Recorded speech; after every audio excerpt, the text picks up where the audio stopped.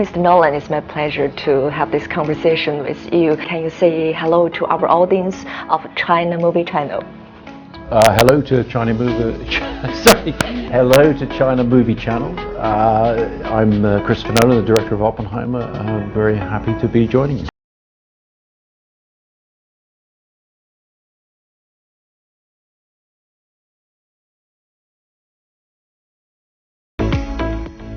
Oppenheimer is your first biopic. Why did you choose him as your subject?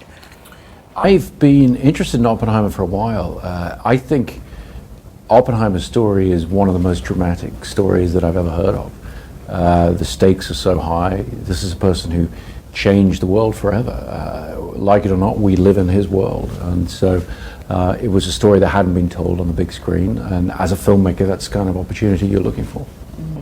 When I was watching the film, I could not only understand what Oppenheimer has been through, but more importantly, I could immerse in his inner life. How did you achieve this? Well, I think really that was my focus on how the screenplay should work. I wrote the screenplay in the first person.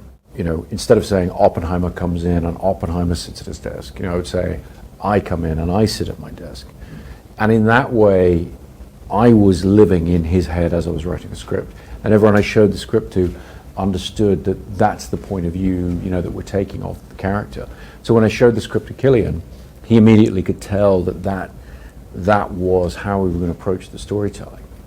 That way, every day on set, it was clear to my director of photography and everybody around that we were trying to see things from his point of view. And so over time, with all of the different decisions you make all the time when you're making a film, they add up to a point of view. This is the first time Mr. Cillian Murphy plays the starring role in your film. So is this something you have promised him for a long time? I never actually promised him, but we've been working together, we've been friends for 20 years, and I've always tried to work with him in whatever way possible because I know him to be one of the great actors of his generation, and I've always known that he could take on a leading role. I just never had quite the right thing for him. But Oppenheimer seemed perfect for Cillian. The matchup of actor to character seemed ideal, and I got to call him up and say, this is the one where you get to lead, and that was a really fun thing. When I saw the film, I found that Cillian Murphy didn't blink very often. Did he practice this?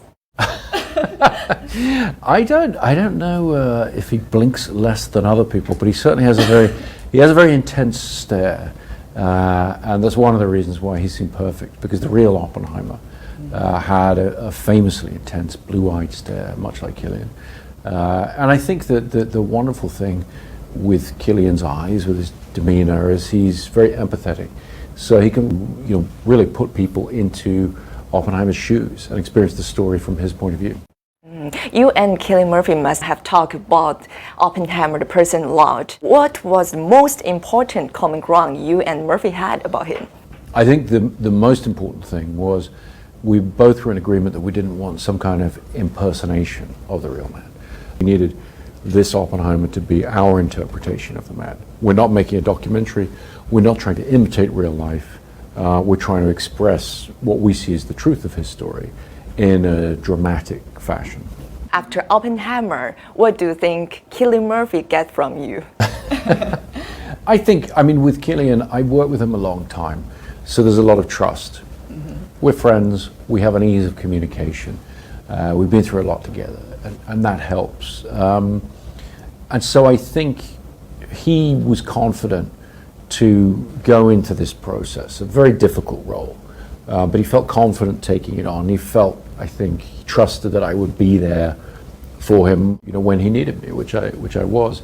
But he doesn't need a lot of directing. He doesn't need a lot of conversation about the character once he's come to set.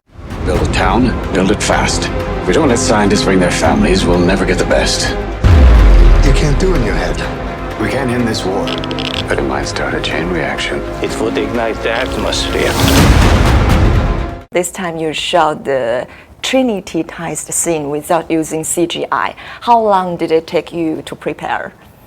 Well, one of the first people that I showed my script to was my visual effects supervisor, Andrew Jackson. And I showed it to him first because I said, we're going to have to achieve the Trinity test, but I don't want to use computer graphics because I'm worried that they will feel a bit safe, not threatening enough.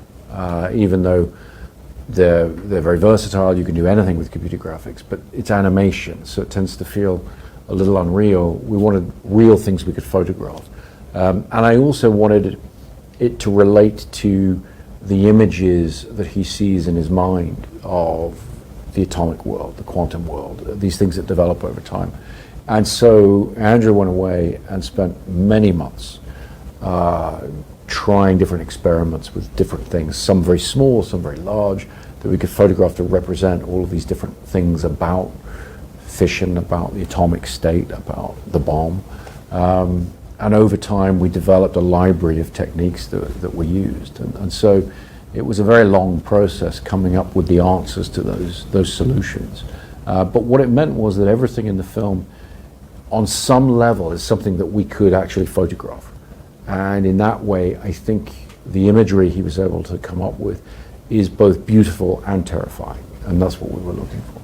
You are the man who gave them the power to destroy themselves. The world is not prepared. 5, 4, 3, Truman needs to know what's next. 2, What's next? 1. I heard that when you made Interstellar, you grew a field of corn.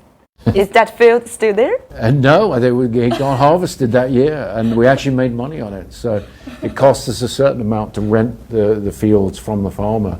And we destroyed some of the corn with fire, with driving vehicles through it. But all the rest of it we sold, and we actually made money. So this time, did you get ready for Oppenheimer in a similar way? We didn't. We went out to the desert. We found a place to build our Los Alamos, but it had to be temporary, and it had to be taken down as soon as we were finished.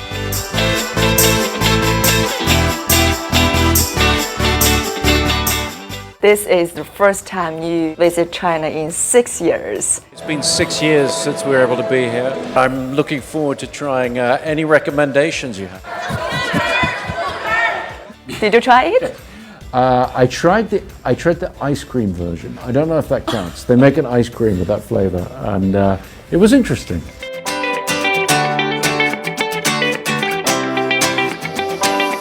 As a Chinese fan, I will give you a Chinese fan. Here it is. Oh, thank you. Here is your name in Chinese. Oh, wow. So that's my name there? Yes, Nolan. I like it very much. Thank you very much.